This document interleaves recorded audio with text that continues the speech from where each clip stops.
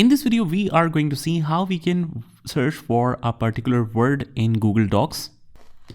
So there are a couple of ways how you can do that. For example, I want to find village. So we can press Ctrl F and it will open up this option, find in the document. And let's say we write here village, and it will highlight that there are 3 results with the same name. And let's say that you want to replace the village with city. Just click on the 3 dots and you will get some further options. Let's say we want to replace the village with city, replace all, and it will replace it for you.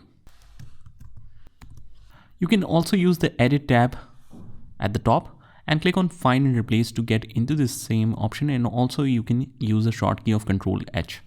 So if we, let's say, press Ctrl H or we hit find and replace, we land in the same section.